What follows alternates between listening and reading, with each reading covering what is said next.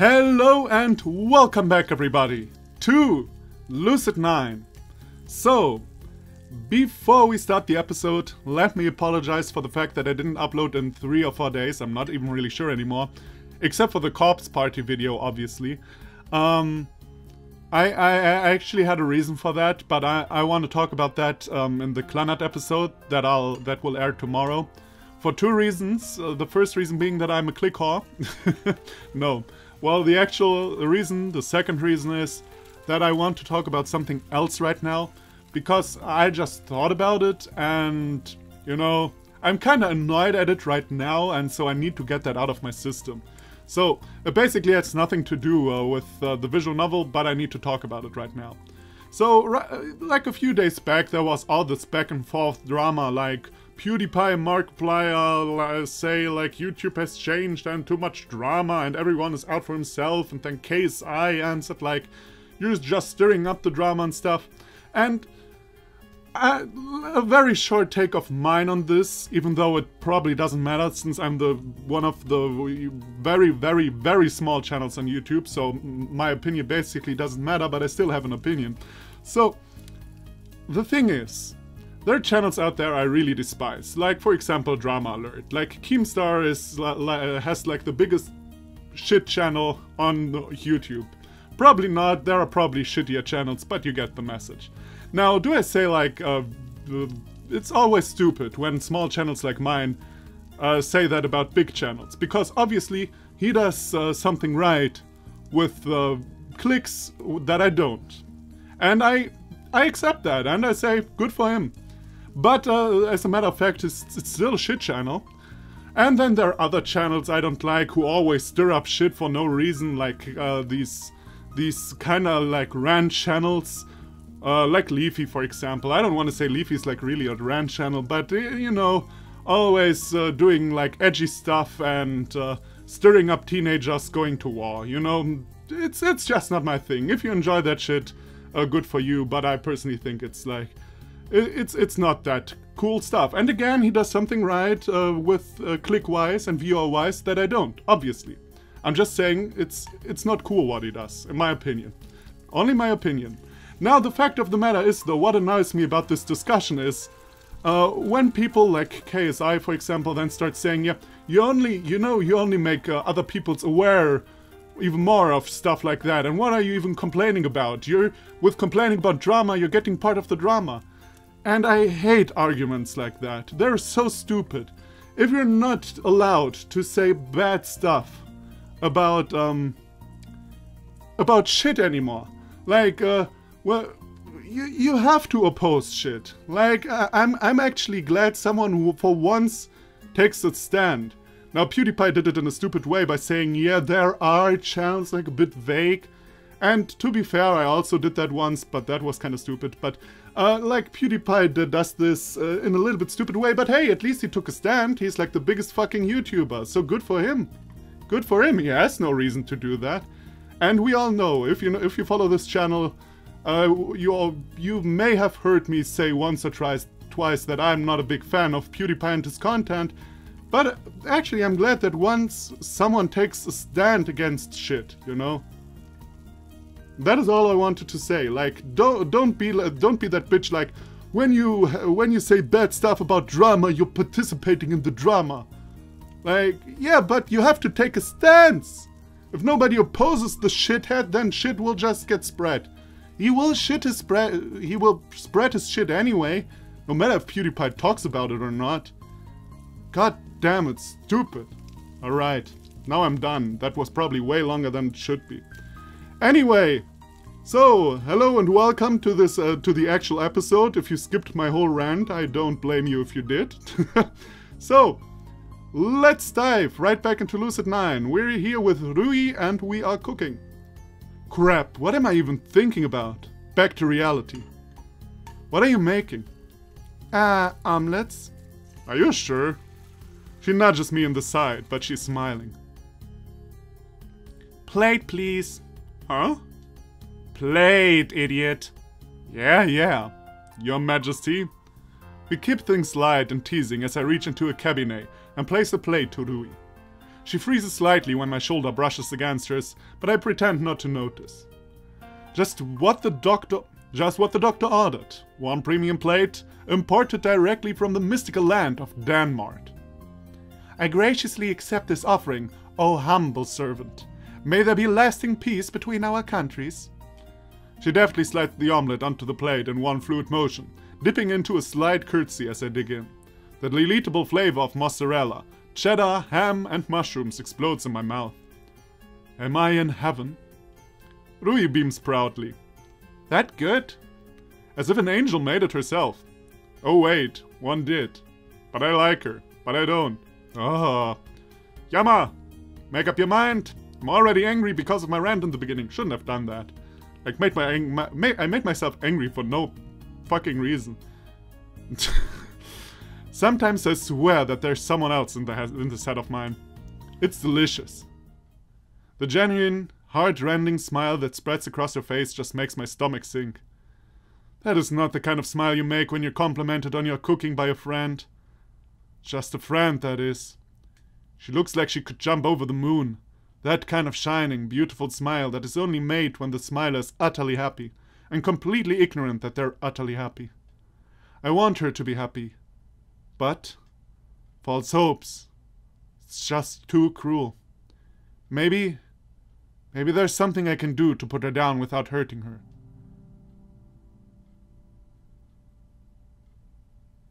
Why? You clown!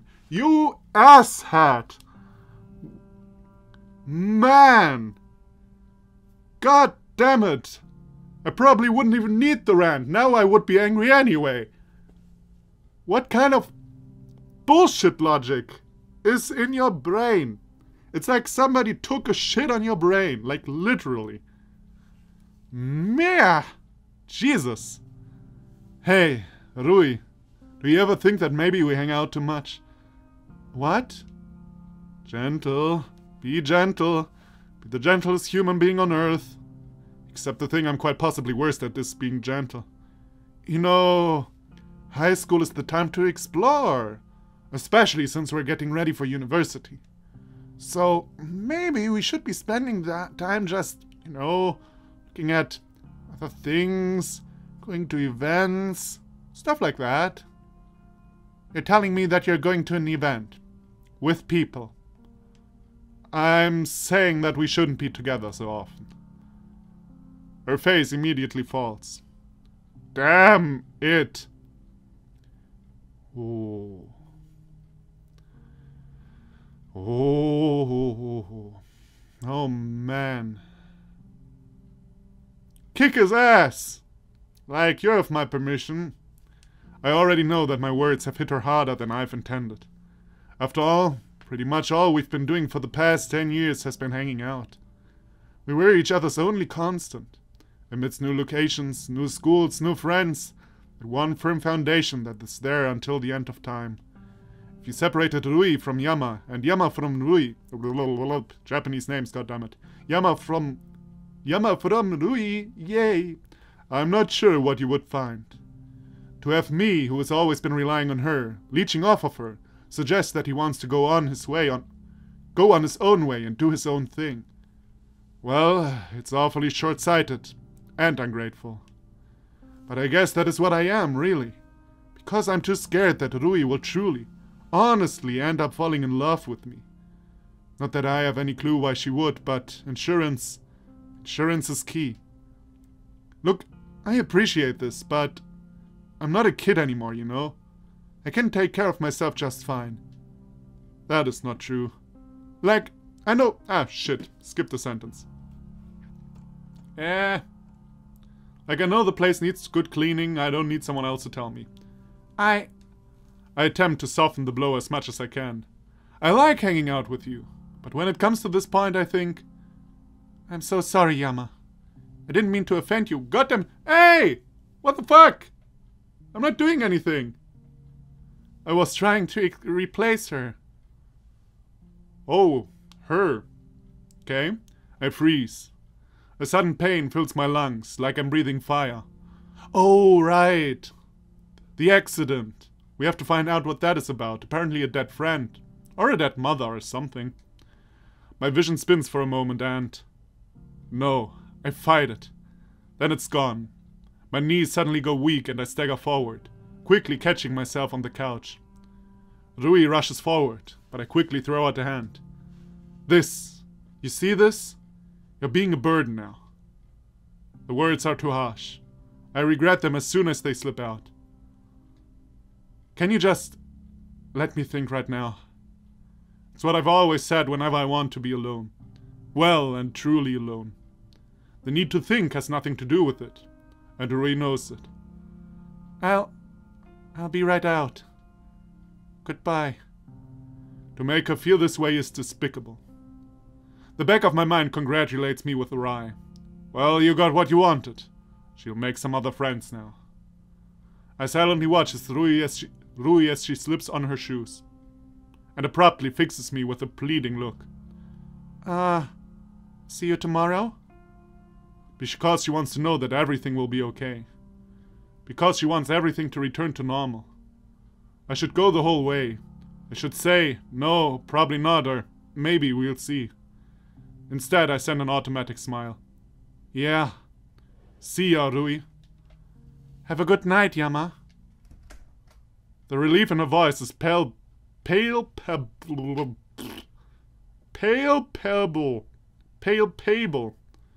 Like friend-like, or what is that supposed to mean? As she closes the door behind her. It takes everything in me to stop myself from catching up to her and offering her to walk her back.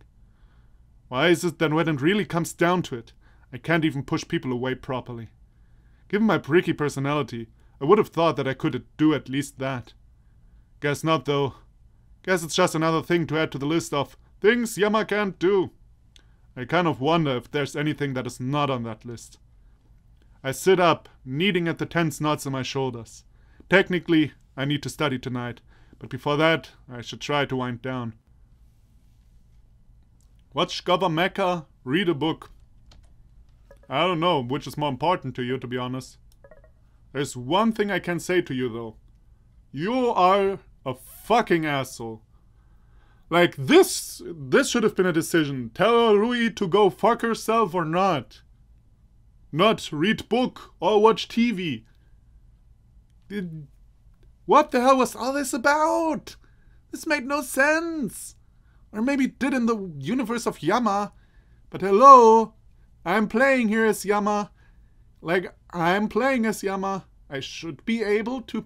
Like, I know, it's a visual novel, and a lot of people are playing this. So, a lot of people have to relate to this. So when I can't relate, that doesn't automatically mean that nobody can. But you should at least make me understand what he is doing. You know, even if I don't agree with him, I should at least understand what the hell he's doing. Like, okay, he doesn't want her to fall in love with her, he doesn't want to hurt her, and that is why he's the biggest asshole of all time? What is this? Like, 6 p.m. soap opera? Like, what in the world? That makes no sense. Except maybe in a girl's Disney movie. Sexist for the win, yay. But you know what I mean. Read a book. Man, you don't deserve TV.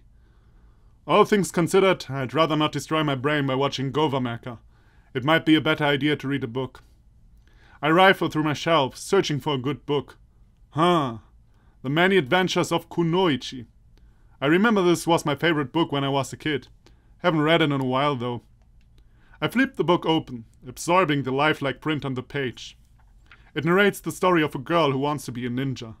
She starts off pretty low on the chain, a mere errand girl. She also has this big crush on a friend whom she's known since they were kids. Sound familiar? The chapter continues. Kunoichi ends up falling on even really simple errands, since her friend randomly starts hanging out around her more. She tries to confess, but he's apparently totally oblivious to her feelings. Please, anyone could tell that he knew. He's just trying to...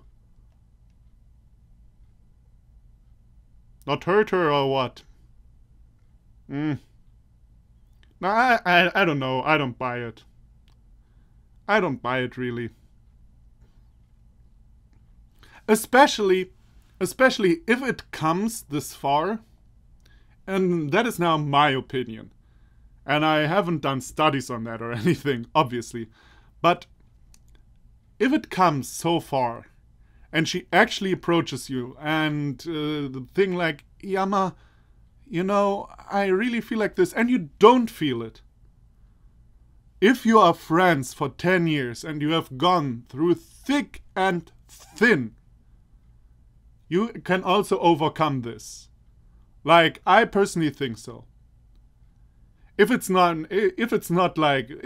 like, I got to know her like 3 months ago, and we were kind of friendly to each other, and now I want to get more, and she says, no, let's stay friends, then I'm saying, okay, never mind, you know, this will never be a real friendship, you know. But if you were always friends, and one develops like a crush on you, like, crushes don't necessarily last forever.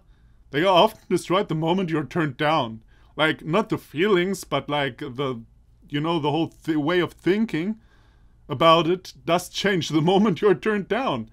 Let me tell you, I experienced that. But the thing is, you can overcome this. You can. Especially if you were really good friends. And the bullshittiest thing about this is, Yama also thinks she also wants this relationship. But for some random reason, he's too scared.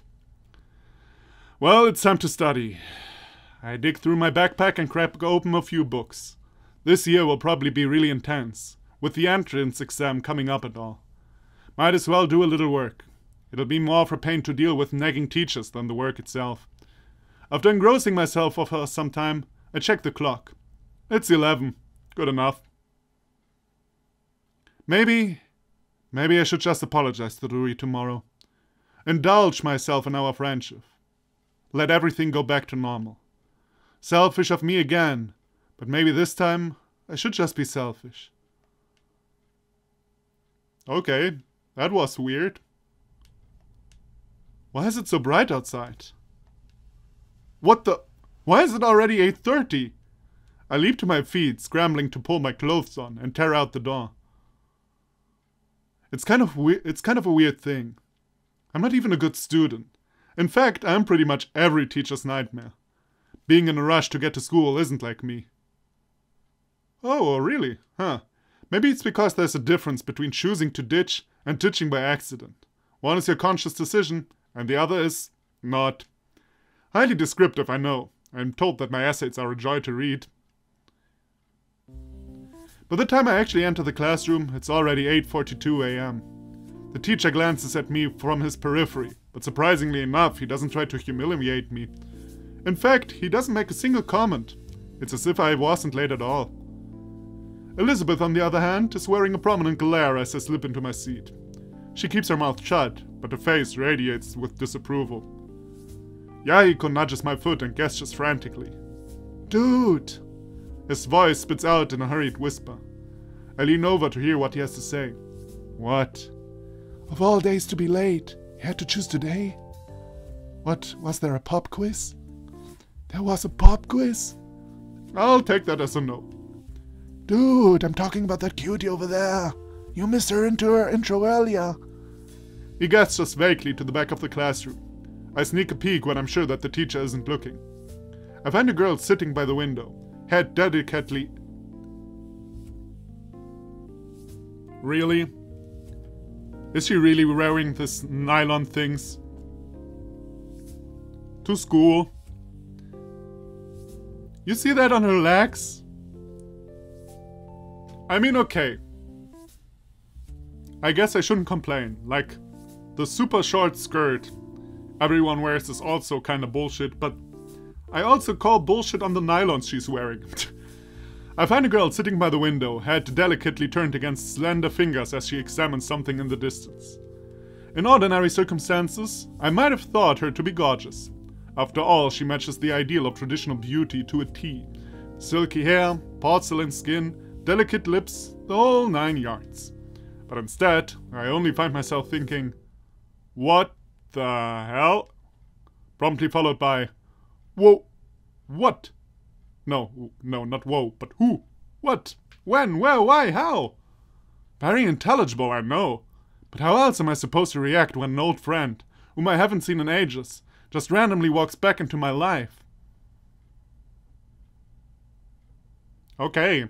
Anime cliché number? Kinda lost the count. Never actually counted, but a lot of them. Not only that, but as a transfer student, another cliché, to my school on the very last year I happened to be there. Her eyes snap to mine, but before I can see her reaction, I quickly whip back to the front of the classroom. So is this the lady Louie was supposed to replace? But then what about the accident? Probably not. Maybe I'm seeing things.